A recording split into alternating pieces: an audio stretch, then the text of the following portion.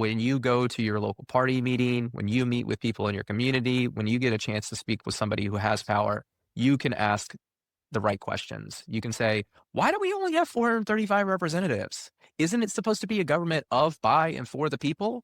Why won't you share that power with us?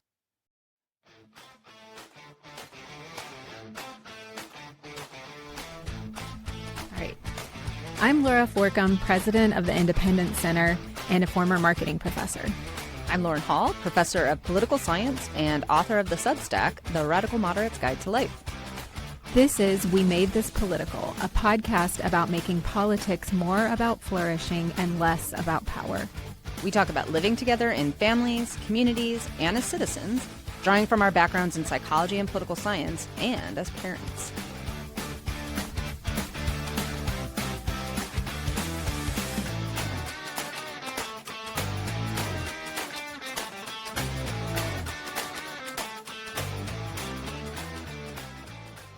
We're really excited to have Jeff with us today.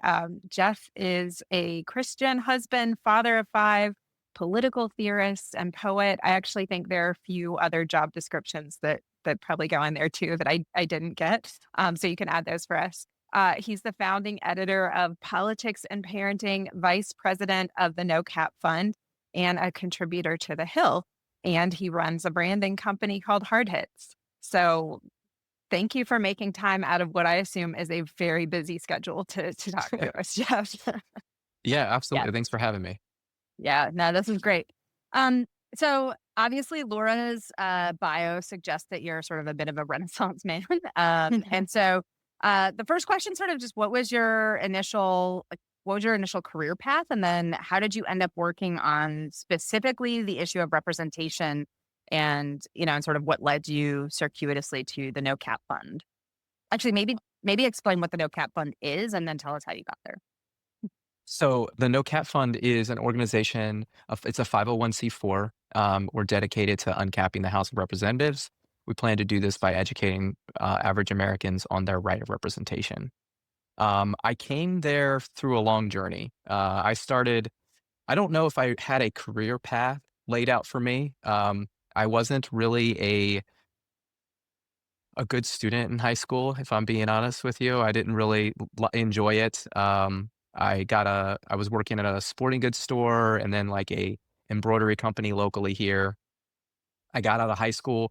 My plan was to be a dad. Like I wanted to meet a girl and get married and have kids. That's like all I really cared about. The jobs just kind of fell in, like I started working at a country club. Before a few years, I was managing the country club. I had a friend working with me. He wanted to start a business. We both really liked the sporting goods store. So we ended up creating a embroidery and screen printing company. I did that for nearly 20 years, fairly successfully, I guess, because it's lasted this long. It sustained my passion, which was becoming a father. I got married, I got divorced, I got married again. We have 5 kids together, my wife and I. And I got to a point where, I got political, right, in my 30s. I started paying That attention. happens. I never really paid attention before. And I also had gotten to a place in my business where I felt a little empty. Um, the business structure wasn't what I had. It wasn't making me happy. It wasn't serving people the way that I wanted to serve people. And I was kind of searching for something. I fell, like I said, I got political and then I started to educate myself. I was looking around at my life and I was like, I could probably do more if I had went to college or if I had paid attention in high school. So I started to research, I started to research going back to college and, with the schedule and with the cost and with all my children, I had just had twins. So it didn't make sense for me to do that. And then COVID hit.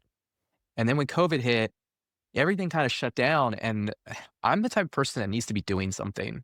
Like I need to be moving and doing something all the time.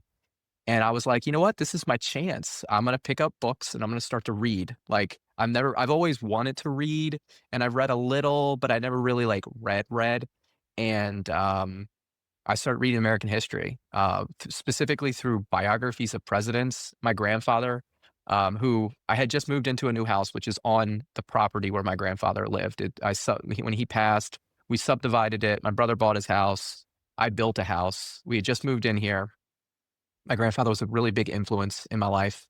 And so I started reading history because he loved history. And I loved spending time with him talking about history. And I found this thing about representation. It's a word that just kind of kept coming up in my reading. And I didn't, I can't, I don't think I could ever like pinpoint the moment where like I discovered it because I was reading so much and doing so much. I just knew that something was wrong. I knew that the leaders in charge weren't doing a good job. And I wanted to do something to help or be involved. And yeah, initially, when I kind of thought of the idea, I thought that I would like go and become active, go to my local party meetings, maybe meet a candidate, tell them about the idea, and they would be like, "Hey, this is a great idea. I'm going to run on this, and I'm gonna fix this problem for you." But I quickly found out that politicians really don't care what people think. They're often telling you that you need to do all of the work yourself. It's kind of a lot of the advice, or it's like, that's not important. And it's like, well, who are you to tell me it's not important? I'm one of your constituents. Like the reality is they didn't know what it was. And they didn't really want to take the time to listen. So sometime around I got frustrated and I had made a decision. I was like, well, I've got to like, I guess I have to do this thing. I can't find anybody else to do it for me. And I really do feel it's really important, after studying the Mhm. history of republics and representation and stuff. When power gets concentrated in such a way, it is not good for the people underneath the thumb of the people in power. Yeah, So, absolutely. quick follow-up question. When we talk about representation, so I'm an Edmund Burke scholar, and one of his most famous speeches is his speech to the electors of Bristol, and he's highly critical of a specific vision of representation, which is the vision of representation that representatives just do whatever the voters tell them to do. And so his argument is that when you get elected to Parliament, of course he was in the UK. When you get elected to Parliament, you have a duty to represent not just your district, but the common good, right? Like the common good of the country. And so I'm wondering from your perspective, I mean, there's a lot of different theories of representation out there. Like, so there's the sort of voter interest vision, there's the common good interest, there's the some people argue that identity groups, right, that we should represent on the basis of identity. The question of, do we represent the current generation or do we represent sort of unknown future generations? So I don't know. Do you have any thoughts on like what does representation mean to you, and how do you think about that phenomenon? That's a great question. I actually have a piece coming out in Vital Center magazine on the 15th that I talk about this just a little bit. And representation to me is it's three things. When you're talking about a House representative, they have a responsibility to listen and to inform. As kind of Edmund Burke's point is, you're not supposed to just do what the people tell you to do.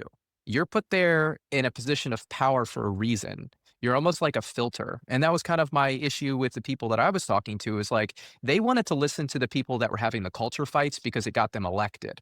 They didn't really want to listen to me because they thought, well, nobody cares about this because it's complicated. And it's like, well, it doesn't really matter if they care about it. You are running for office, you're running for power, you're supposed to do this. So the first part of representation is communication. Listen and inform.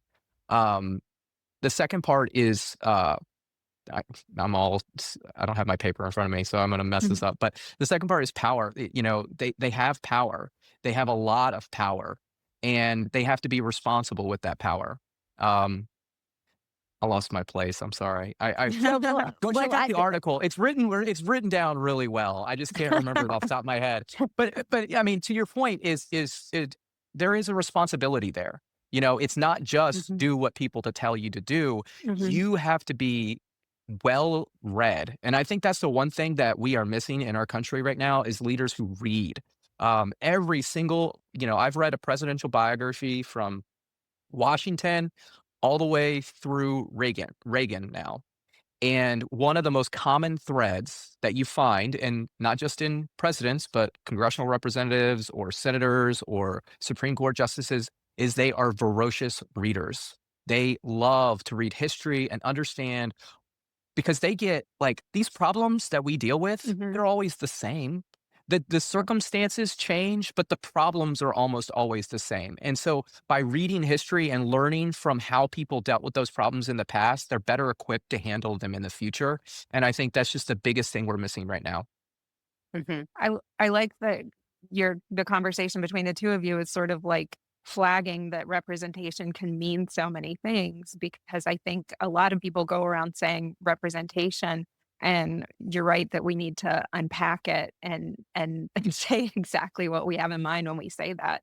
I tend to look at it less as like a binary thing, like, do we have representation or not? Is this it or not? And I would say really confidently right now that we are, if you're looking at it on a scale, right, like, we're not doing so well with representation for a lot of reasons. We've created incentives so that the people who get elected into public office do not represent the bulk of Americans. They represent party bases, which are getting smaller and smaller and smaller. So, like, in the broadest sense, do these people look like the rest of America? Are their values and views like the rest of America? No, they're really not. And so I think it's really interesting too that, like, one proposal is like, well, what if we kind of, like, your proposal is, what if we kind of like lowered the stakes by just make adding a lot more people into the mix? Yeah, and to you mentioned Lauren, you mentioned the does the representation represent this generation or the next? Mhm. And Thomas Jefferson was famous for like he didn't really think that the Constitution, like he, supported it, but he also didn't think that the dead should rule over the living, right? Yeah. And I think that our founders did a really great job constructing our system to kind of balance that in many different ways. Obviously, look at the terms for the Senate, for the House, right? In my eyes, the Senate represents it's almost like the aristocracy. It's the older generation. There is value in experience there. Mhm. Again, back to like, how do you solve problems? Well, know how they were solved before, right? And then the House, it's supposed to turn over every 2 years, but it doesn't. Okay. Now, a Mhm. lot of that, in my opinion, is because the body is too small. And then to your point of like, who does it represent right now? It represents a very small group of people. Most of them are wealthy or well connected. And the reason for that is there just isn't enough positions of power. Okay. And what it does is we're a very factious society. Madison writes in Federalist number 10 that, you know, humans are factious by nature. And you're not really going to get rid of factions without destroying liberty. So his solution in Federalist number 10 is to extend the sphere, which is exactly what I want to do. The House of Representatives is a sphere of power and it needs to grow bigger. And what that'll do is it'll allow more factions to come in. It will lessen the power that each one of them has, but as a whole for the country will actually grow stronger because more voices, more opportunities will be created. So I think it would be a plus for us. Mhm. Yeah, this episode will be like haunted by the ghost of Edmund Burke in a number of ways. um, but he has that great. He talks about the intergenerational compact, where he talks about sort of the sort of obligations that we have to the past, the future, the past, the present, and the future. And so I think he would be critical of Jefferson in a couple important ways, but then I think very much support the point that you brought up that Madison argues in Fed 10. I mean, one of the things that Burke was really concerned about is that there's a sort of um, tyranny of the present in a lot of current politics. And so there's a sort of assumption that, like, we can just throw away whatever the past, right? Like, we don't have an obligation to keep traditions and ways of life alive. And it's not to say that, like, we have to keep things on life support, but human learn by, like, via this very complicated, very long process of cultural and legal and institutional evolution. And so when we just jettison ideas and sort of throw them out the window, it makes it really hard to adapt in kind of a meaningful way to new challenges that come through. And you're absolutely right that the staggered elections, like the way that we tried to sort of keep the past and the present and the future kind of in conversation with each other, is through this sort of staggered elections, but then also through the combination of federalism, right, vertical institutions, as well as these broader ones. One thing that you mentioned that I think is really important was the idea that the House was supposed to turn over. I think one of the things I'm seeing now, and I think a lot of people had pointed this out, um, as opposed to having the House be a truly representative, whatever we're talking, but representative of citizens as citizens, right? Citizens would take a break from being lawyers or shopkeepers or bankers or whatever, serve for two years and then come back. Um, Now we have so many professional politicians, right? And so this goes to Laura's point that so much of what is happening in Congress right now is really serving party interests and not because we have these politicians who have been in power for sometimes decades. I mean, the Mhm. craziness of some of these folks who are still in office in their 80s. Um, and so I'm wondering if you want to touch on that a little bit, sort of the distinct, like how raising the cap on the House of Representatives would sort of help mitigate some of that the professionalization of Yeah. politicians. Yeah. So I noticed that as well when I first kind of got involved. I ran for Congress in my district, VA 10, in 2022, 2023. I can't remember now, whatever the election year was. And it was one of the first things I noticed. Number one, it's almost impossible. Like if you're a regular person like me who owns a small business and a family, like the district is so big. It's forget the money it takes to be able to reach all those people. Just think of the time it takes. It takes me, if I was from one end of the county to the other end of the county is like a 2.5 to 3 hour drive. That's untenable. If you're going to try to mail out stuff or do advertising, you need hundreds of thousands of dollars, which means you need to have friends who have money and are willing to donate, Mhm. which is, very difficult for regular people. So if you combine that with the party structure, right? A lot of people, that's what the incumbent advantage, right? You've got the party to back you, to help you support. It becomes difficult for an average person who's frustrated with either the Republican or Democrat in the office, which a lot of these districts become safe, as we've seen with gerrymandering has been a big topic recently. Um, and so you have to have, it just becomes difficult to take over or challenge them because the district is so large. Now, you also look at the body as a whole, and why does the Republican and Democratic Party have a stranglehold on power? And that's because everybody's worried about losing their job. They don't want to get voted out of office. They're paranoid about being primaried, so they're pushed to the ends of their to the pol the radical ends of their party. And Lee Drutman has a great book out called Breaking the Two-Party Doom Loop. And in it, he describes about, back in like the 40s, 50s, 60s, whatever it was, when the House was a more representative body, you actually had a four-party system, not a two-party system. It was a secret four-party system because you had conservatives and progressives on both sides of the aisle, and they would swing back and forth to get things done, to actually represent the people.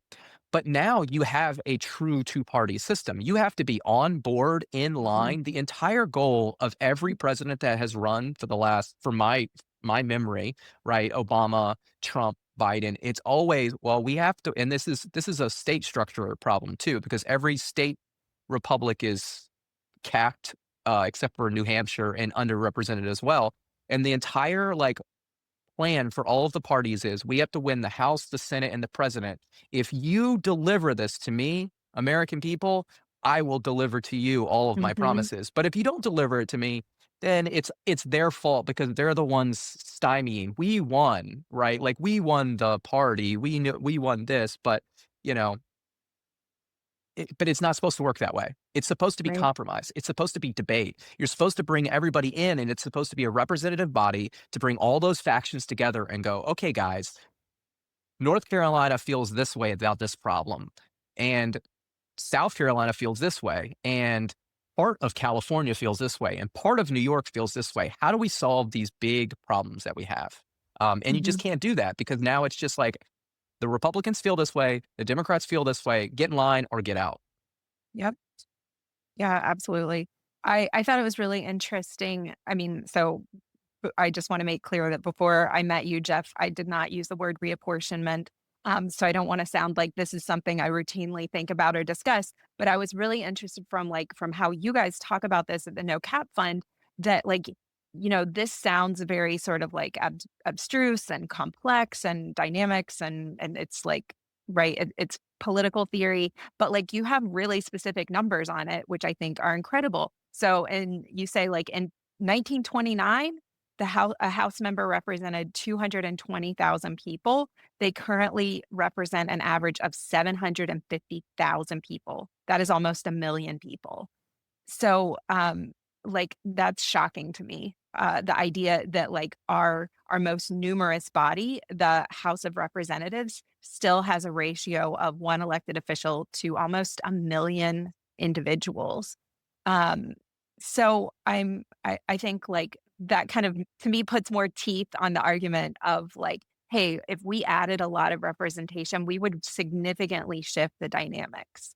Um, so how many people are we talking about? Like, how many more members of the House do we actually need? Um, that is a difficult question to answer, and it's funny because I think Madison kinda struggled with this as well, and I think I can't remember the exact quote, but it's something the gist of it is, like, "Future generations, you figure it out." Mhm, Because when you're talking about people and also technology plays a factor into this. I think that mhm, you could theoretically represent way more people now than you did back then because there are cars, there are telephones, there are TVs, right? Like, there are ways to communicate that you didn't have back in the day. When we started, we were like 1 for 30,000, right? And that was like that's just incredible compared to where we are today. Um, I think ultimately, I think we need to substantially increase the house, but it needs to happen incrementally. As to kind of, I think anytime you make change, you have to make change little by little. If you make too much change too fast, there's going to be side effects that you just don't foresee. And mhm, if you make that change small and incremental bites, you're going to be able to see the side effects and adjust accordingly as you grow. So ultimately, I think, one of the proposals I've put out, personally, not necessarily for no cap. No cap, we don't have a number. Our goal is to bring people together and discuss that and solve the problem. We want everybody. We want to be a big tent and bring everybody into the tape into it.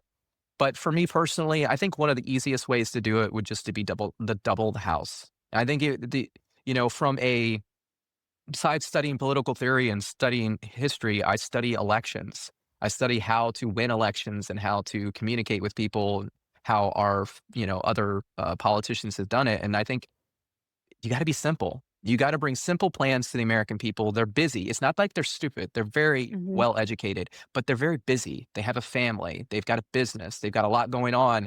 They want to hear your idea and they want a simple solution to it. And I think doubling the House is the first step, because basically you're splitting all the districts in half and you're going back to a ratio back to about where we were in the 1960s, where we mhm, passed civil rights legislation in a very divisive time period. Right? I think that was Philip Wallach has a great book out called Why Congress, and he talks about this in there. It was such a great moment in American legislative history to get this stuff done because they let the people who we probably disagree with, who didn't want civil rights, they let them speak. They let them debate. They didn't silence them. And ultimately, they were able to bring more people on their side than the other side, and we got civil rights legislation. And that's why we have progress in this country is because when you silence the dissenters, you're just creating a backlash. It may not happen immediately, but it's going to happen over time.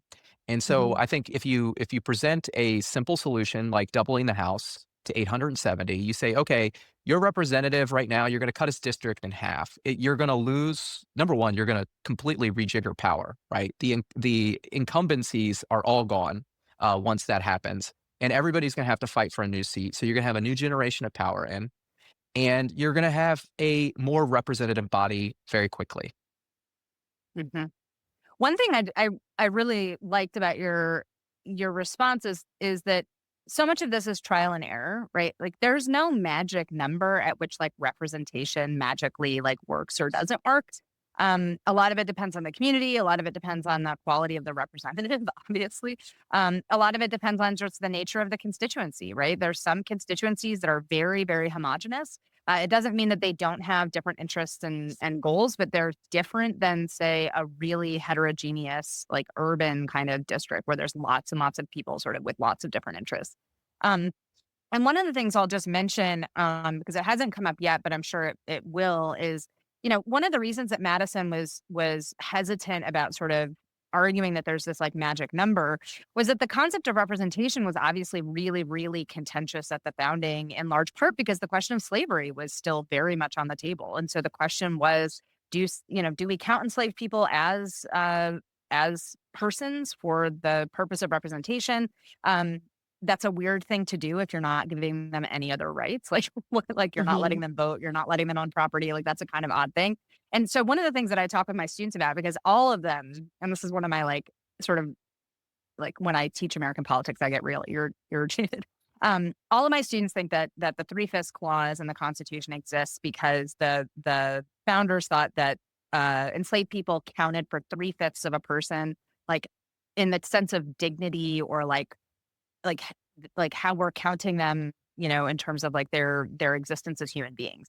But that was a deeply complicated compromise. The North wanted them counting for zero because the Southerners weren't giving them any Mhm. rights. Why would you count them as like why would you count them if they're literally meaningless in every other way in your broader political constituency? Whereas the South wanted them counting as one because it inflated their Right. numbers in the House, right? So like this is like so all of this I think goes to this broader point. And you brought up the Civil Rights Act, right? The same kinds of conversations come up in terms of, well, how do you push back against civil rights legislation? Well, one of the ways that you do it is by terrifying people so they stay away from the polls, so they don't get represented, so they can't get the people that they need into office. So representation I think has a really complex history, and we've trialed a lot of things. We have a lot of experience now that we didn't have in 1776. And so I think it's a deep wisdom of the Constitution that we can amend it as needed to meet the current the current Mhm. trials and tribulations that we have. But I wanted to reiterate your point that this really isn't like there's no magic number where like representation is like perfect. Like you just Well, it's like life. Like nothing in life is perfect, right? Like you do Mhm. your best. You take on the problems day after day, and you try to get better every day. And to your point, the three fifths compromise. I have a piece out in the Hill, came out last Friday, I believe, and there's a lot of similarities between the three fifths compromise and the lack of proper immigration reform in our country. Mhm. Specifically, I think it's actually one of the reasons that we ended up capping the house. So if you look at the population growth during the Gilded Age, the rise of major corporations, they were able, you had this imbalance of power that happened because you had a whole bunch of people who were here, who were counted for purposes of apportionment, but didn't have any rights. They didn't have any vote. It's very similar to the Three Fifths Compromise in slavery, because if you look at the South, there wasn't as many people as you would think living there. They were Mhm. inflated. I mean, they were actual people, but they didn't have the right to vote, right? And so, like, they didn't Yeah. actually have any power. The same thing with immigrants, right? They come into our country, like, without Mhm. a proper way to make them citizens and allow them to vote. Um, somebody's going to manipulate that power. Like that's just the nature Mhm. of man. Like that's why we have the checks and balances system is because we understand that humans are flawed and there's ambitious people. Madison said that ambition must be checked with ambition, right? You need to write rules to stop these things from happening. We didn't do it. The population was growing out of control. The house was growing out of control. Nobody knew what to do about it. And eventually, like we argued for 10 years, but eventually they ended up capping it, which actually, with some other things, kind of stemmed the problem. If you look somewhere in between there, they wrote an Immigration Act, which was very restrictionist. It set limits. Again, they didn't get to the heart of the problem, which is Mhm. if you're going to have people come here, which I think we should, you need to write rules for them to become citizens. Like you have to be part of the country if you're going to live in the country, and making it difficult for that just hurts everyone, including the people Mhm. in power over time. Yeah. I mean, I think that's a theme of this podcast, and it should be for any policy conversation, right? Which is like there are unintended consequences of policy, whether you're talking about, both sides managing to be enormously wrong on the three-fifths compromise, right, for different reasons. Or talking about how we think about immigration policy. There are ripple effects, and one of the things that I think drives a lot of normal people out of political engagement and conversation is the fact that, like, right now we have these dynamics that say, let's pretend there are no unintended consequences of policy making, right? Let's just pretend that our side has the answer. If you have questions, you're disloyal and you're not Mm, one of us, right? And so, like, we just, at every level, we've created this really silly way of creating, discussing, and making public policy, which is a fantasy land. Like, yes, of course, if you try to keep people out of the country through immigration policy, uh, you will cause other problems, right? And if you open the borders, other problems. It's kind of like, pick which set of problems you'd like, but then let's actually be serious about the idea of mitigating these problems through policy making, and that's what's not happening right now. Mhm. Well, and this goes back to one of the things that I think, Jeff, you mentioned it earlier, but sort of the Lee Druckmann book, where there used to be these kinds of shadow parties, there was much more pluralism in the two-party Mhm. system. Like, each party was much more pluralistic than it is now. And so when we force people into these ideological boxes in order to, like, we force people to behave according to their specific party line, it really animates tribalism. And tribalism is something that both Laura and I talk a lot about, right? It's, one of the main drivers of polarization. But what it means is that policy stops being about actually solving people's problems and actually coming up with a livable immigration policy, coming up with an immigration policy where, for example, like, Dreamers have a path to citizenship, which I think the vast majority of Americans support Dreamers Mhm. having a path to citizenship. Um, and there's all of these policy examples that you can see across the spectrum where, the vast majority of Americans believe that, like, this is probably the more sensible way to go. And yet we can't get there because one side would, quote unquote, lose if mhm, we chose that pathway. And so I think that's, to me, like, what's the most heartbreaking thing about it is all of these people who are stuck in, like, legal or political or just, like, economic limbo. And I'm not just Mhm. talking about the immigration debate. I'm talking about all of the ways in which our public policy is failing to help people solve basic problems. And I think a lot of it is linked to the fact that our representation um, has not kept up. Right? We haven't and I don't like the term modernize because it's not often about modernizing. It's actually often about just, like, going back to first principles and, like, Mhm. figuring out how to make those more meaningful in this current environment. So that's That like was one of the half a interesting question, Jeff. things. Well, I can you talk about that, Jeff? Because that's one of the things that I thought was really interesting about your position as no cap fund. That this is not modernizing, like, let's do something that's not in the Constitution. You're actually talking about going back to the initial principle that's written into the Constitution. yeah, I mean, we're a representative government, right? And you can be a representative government or you can be a non-representative government. And I think people want representation. Like, Mhm. we're not going to be a full-fledged democracy. This isn't Athens. We're not going to have the 500. Like, there's just way too many people.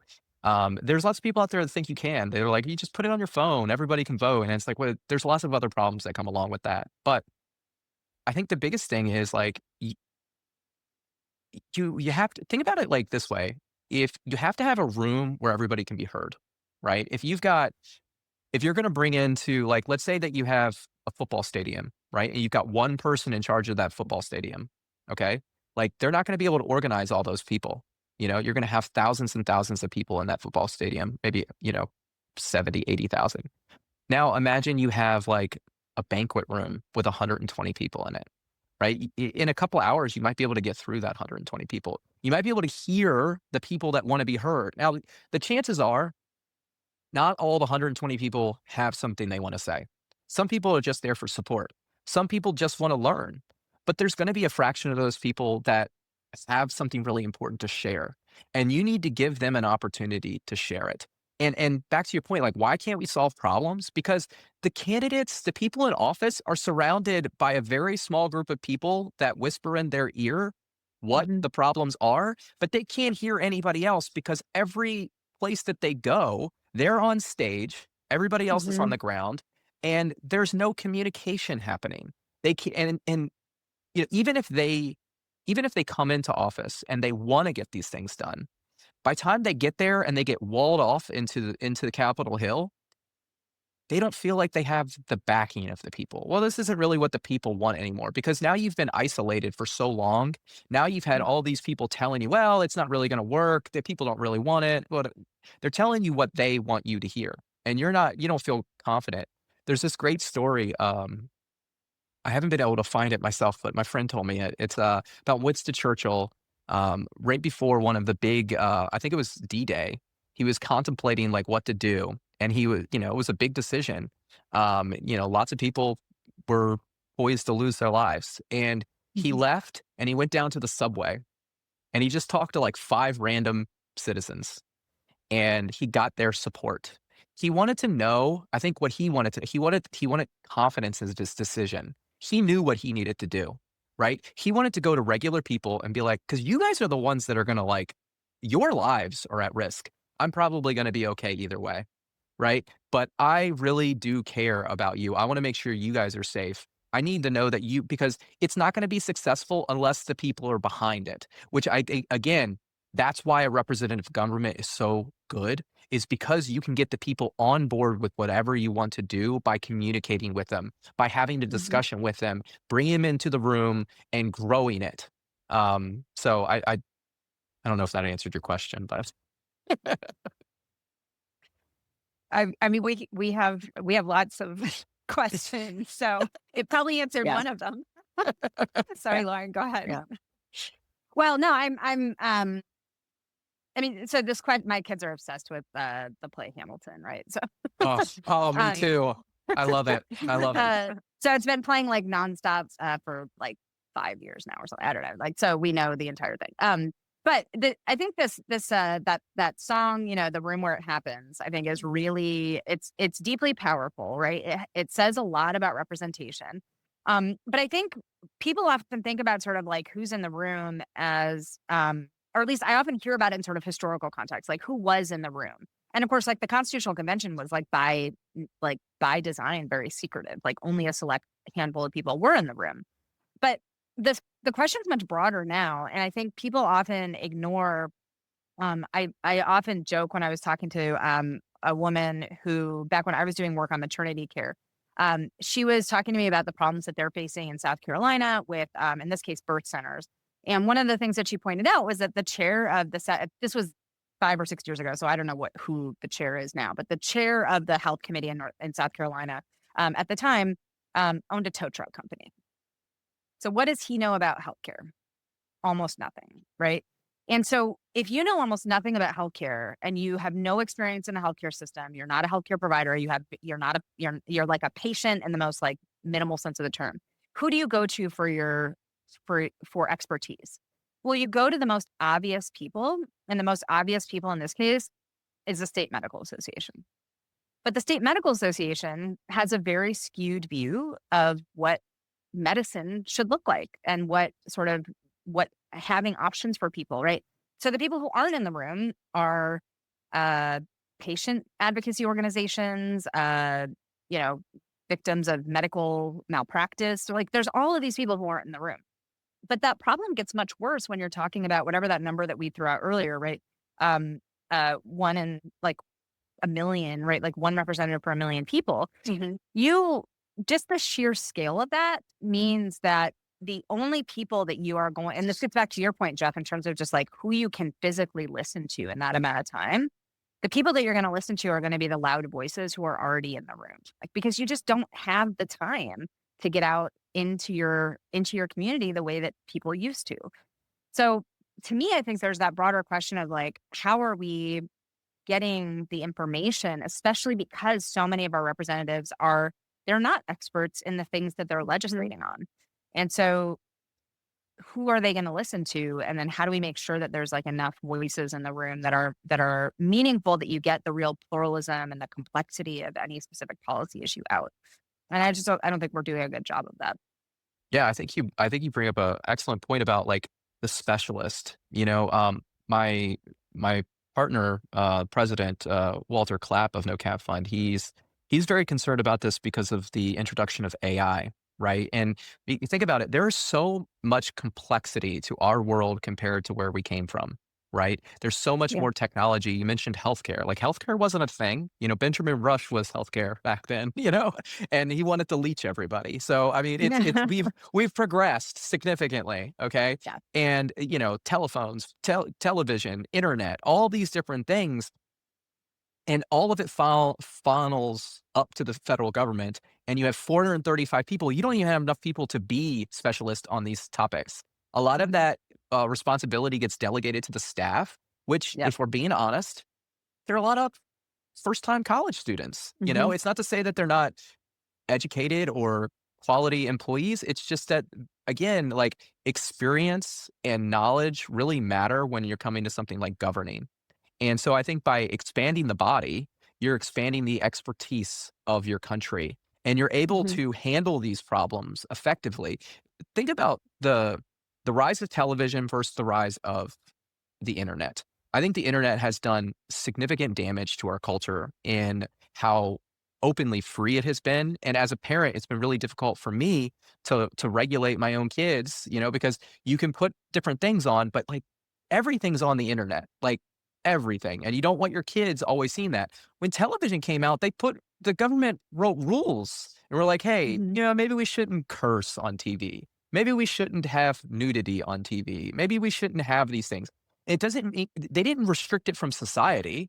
They just restricted it from this one medium, right? But with the internet, it's been like, well, it's freedom. You can do whatever you The want. It's Wild like, well, West. it's the Wild West, which can reach into your home and reach into your child's brain and shape them a certain way. Um, and I think that it's done a lot of harm. And a lot of that, I think, was a result of the fact that we had people in office who were much Hmm. older who didn't understand what they were Hmm. doing when they like decided, and they were heavily influenced by the lobbyist who were paid to influence them in this way so the people that made the internet could profit from it.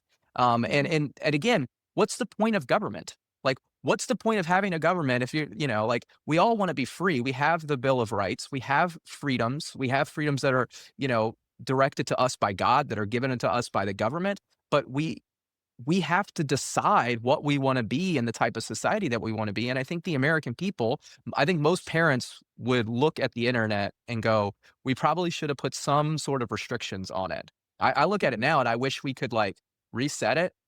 Hmm. Or maybe just have like a kids internet, like just a kids internet, like something that like devices specific that were only accessible to like educational, kids oriented stuff, that your kids couldn't break through to get into the dark web and all that nastiness that I just try to avoid. Yeah. Hmm.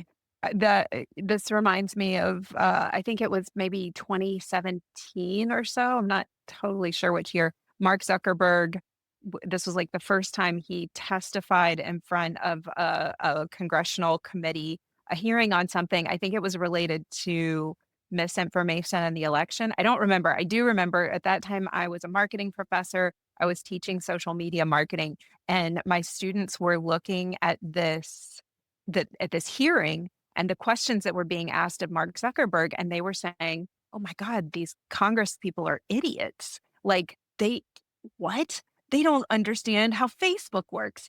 And at the time, I was like, "You guys, I have some really bad news. This is how much they know about pretty much everything. Yeah. You just can't tell because you are also not an expert in agriculture, aviation, accounting, whatever it is, right? Like, no, they are vastly uninformed. You're right. This is what they're like. Like, if you don't remember anything else from my class, please recall the fact that members of Congress are not actually really smart. I'm sorry, members of Congress. But like nobody cares, right? Nobody's going to defend them because their approval ratings are in the trash. But I think most people are way overestimating the degree of expertise that these elected officials are bringing to their work. And that's fine. We don't need them to be perfect, right? Like what we need them to do is govern, and that's what they're not doing, right? Like in my view, what they're doing right now is selling access, right? Selling favorable policy and legislation to whoever can pay for it. And that's not governing. And I think you're right, Jeff, that like one of the best remedies for that is to just make it a lot harder to game things. By make the system more unwieldy. And in some ways, I think that's what the Independence Center is trying to do too, is we're trying to bring in more voters. We're trying to like break up these blocks where it's really easy to acquire and maintain power. Mhm. That's Yeah. how that's how you change things. That's always how Mhm. you change things. Like, I mean, even Mhm. look at the Civil War. I mean, the Civil War, it was fought for a number of different reasons, but it wasn't fought to abolish slavery immediately. It got to that point eventually, and they did, and that's kind of what balanced the country is because you had all these people that didn't have power, and you now made them full citizens, and now gave them an actual voice in their government. And things like, look where we came from the Civil War to like 1900. Look how the country grew significantly, how progress happened. We're looking at that possibility now. If we give American people power back, if you give them a chance, give them a chance to govern, give them a chance to speak their representative, give them the chance to start new businesses. One of the other things that so Neil Gorsuch had a book out last year or this year. It's called Overruled, and in it he describes a legislative or a judicial system that is, or a legal system that is just completely overwrought with rules and laws to the point where almost every single American citizen, all Mhm. three of us sitting right here, we're probably committing a crime and we don't even Mhm. know it, right? And it's like, can justice survive that way? If everybody is a Mhm. criminal, like how can you actually prosecute Mhm. at that point? And it's like, we have to give people a chance to start to fix these problems. The people in charge have too much responsibility, right? Forget about Mhm. the power, they definitely have too much power, but power is responsibility. And they need to be able to share that responsibility of governing with the rest of us so we can solve some of these problems and move our country forward. Mhm. Well, and this gets back to, I think we mentioned this a couple of times, thinking about bureaucracies tend to grow, they don't tend to shrink, and they tend to grow they just keep, they often grow exponentially. When I tell students that the Affordable Care Act, this is dating me now, but like, that bill was 1,200 pages long, right? So how many people actually read it? Zero, Right. right? And then I don't even know how big the big, beautiful bill was, but it was like over 1,500 pages long. And so there's all of this stuff in there. No one actually knows what it says. But Mhm. but even more concerning, I think. So there's the question of like what could we all be prosecuted for sitting here, which is like a lot of different things, I'm sure. But then there's also like just and you brought up the owning a business, right? Starting a business, right? How many people in order to start a business in most states, depending on the state, I'm in New York State, which is a heavily like regulated state. Um, there's tons of people who would love to do cool entrepreneurial, exciting things. They would love to serve their community. They would love to serve new customer bases, and they can't do it because the regulatory structure is just so soul destroying. And I mean that actually. I mean that I've seen lots of people who want to start businesses, they want to serve their community, and they give up. And they give up and they become employees of a corporation because they just can't get through the noise and they don't have the money to, first of all, Mhm. or they don't have the time to Mhm. try to untangle all of this bureaucratic BS. And so a broader problem, I mean, a lot of my students are sort of like anti-corporation and sort of think that the government has to grow in size in order to counter the size of corporation. But one big reason that we have this rising corporatization in the United States is because of regulation, right? Corporations Mhm. are the only people that can afford to untangle the red tape. And they have lobbyists who do it full time and they have regulatory specialists. So, Jeff, I don't know. I know we do want to talk a little bit about parenting, but I don't know if you have anything to add. I mean, as a small business owner, as someone who sees this, I think like one problem we have is that a lot of representatives never see what the average person goes through when they try to start a small business or Mhm. when they try to do this stuff. So I don't know if you have anything to add from your perspective because you've obviously done this, but I Yeah. assume it was painful. I had a business partner that helped me with a lot of like the regulatory parts. And my Mhm. wife now runs my business and she handles a lot of that for me. And so I'm blessed in that aspect. I have to like make it happen, on the ground level. Like they tell me like, hey, this says can't do this or we have to do this and we have to buy this product and do whatever.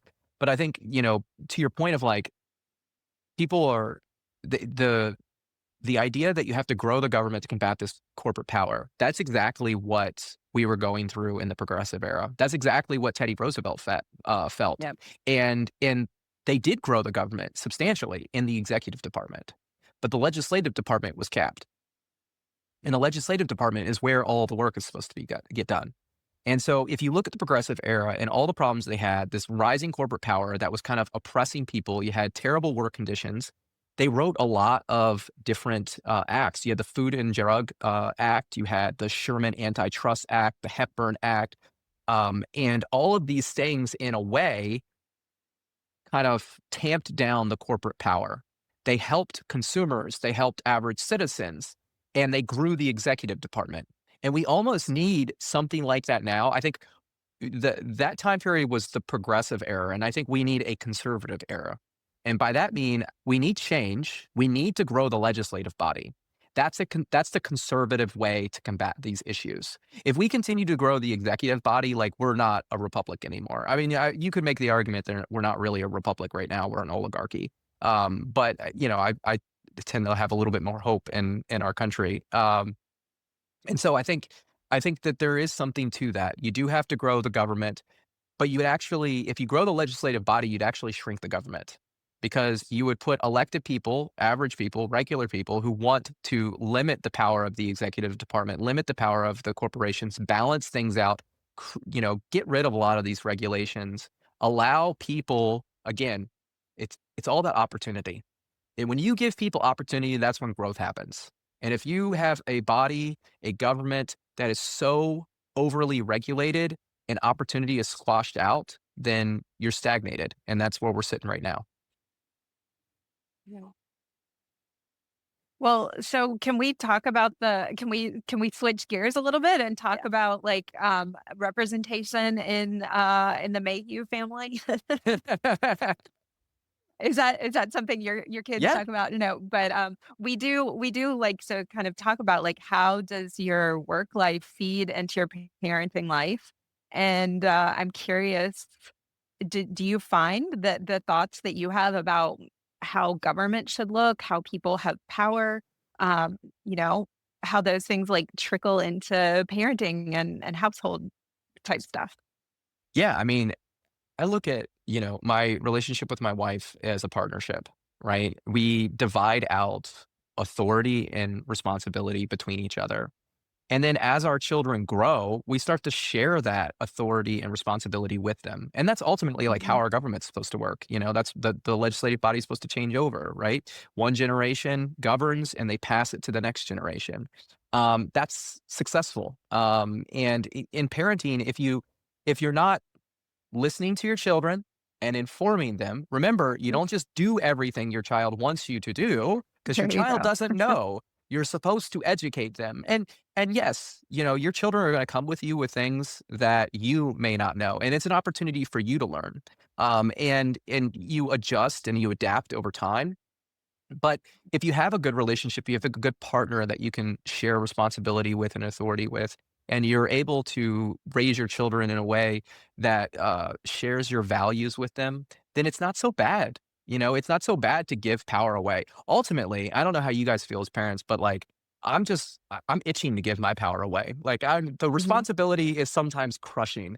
And like the idea that the people in the house want the power just like boggles my mind, because they're clearly not looking at it as responsibility because nobody really wants that much responsibility. We want to be free. And when you have so much responsibility, you almost feel like you're, chained to it.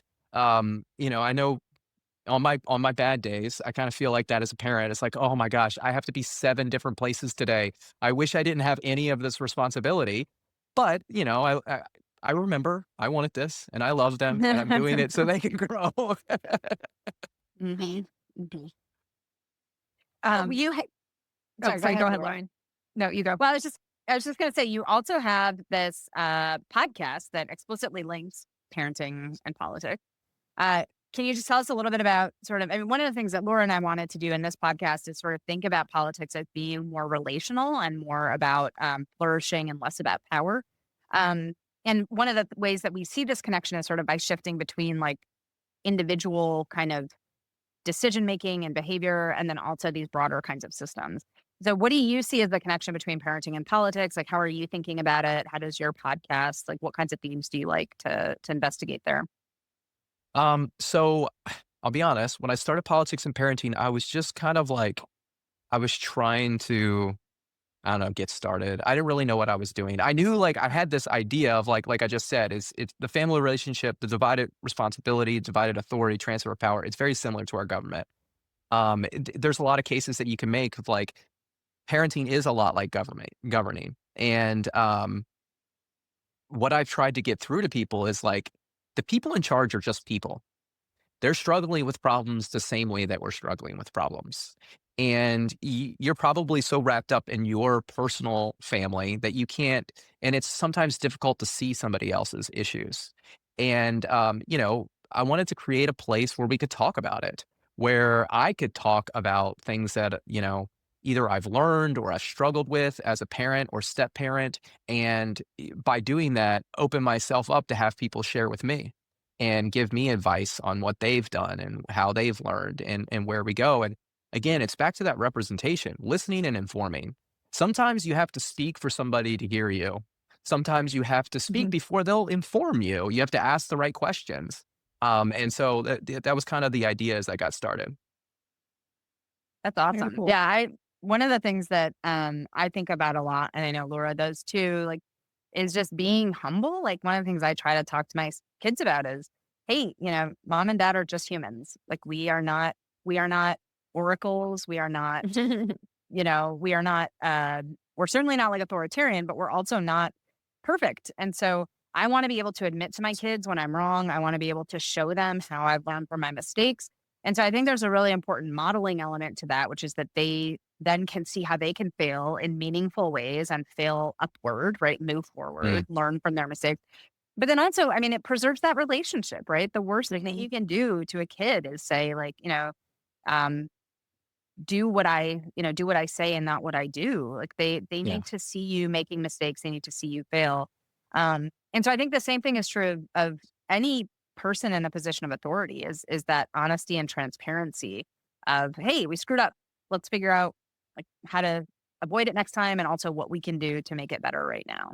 And Mhm. that's, I mean, I screw up a lot. So it's a constant refrain, oddly enough, in my household.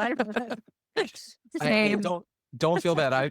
I'm the same way. And I mentioned I have twin 8-year olds.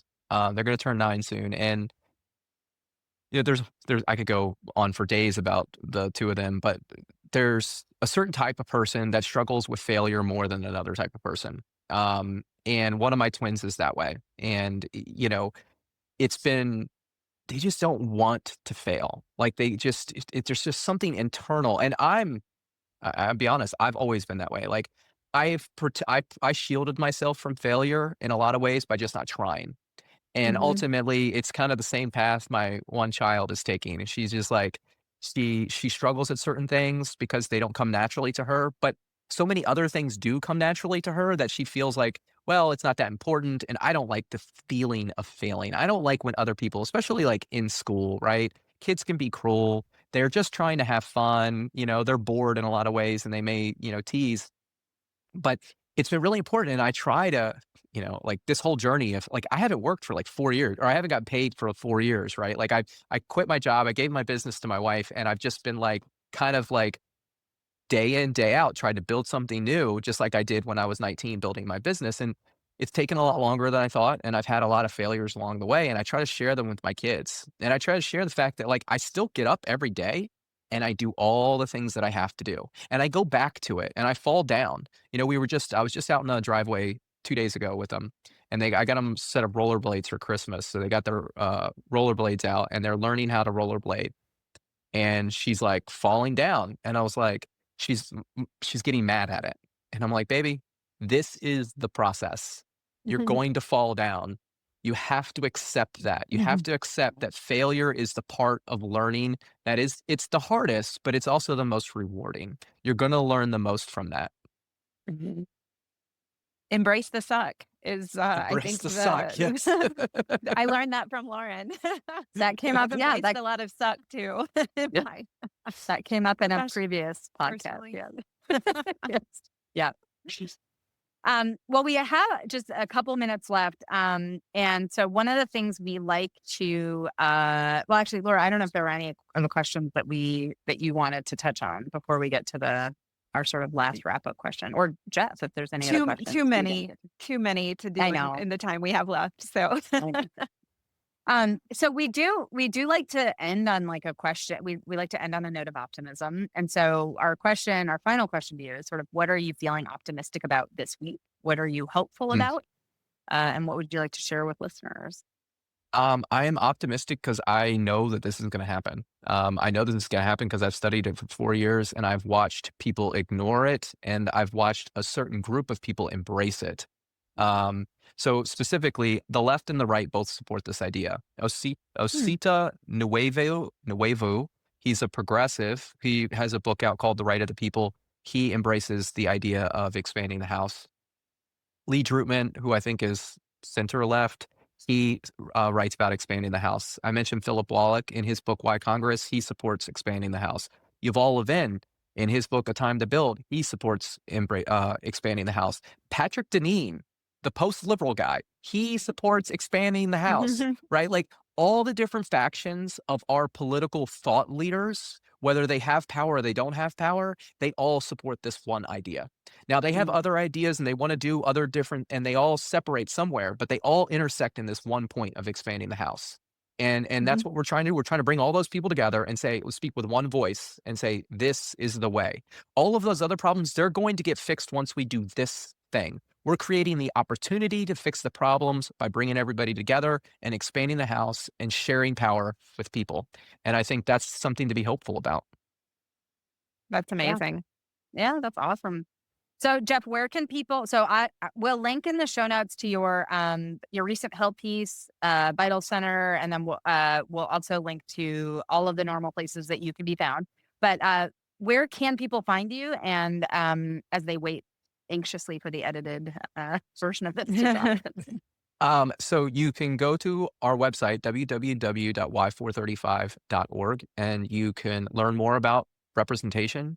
You can sign our declaration for representation. You can make a donation. You can sign up to volunteer. If this is going to happen, people need to be involved.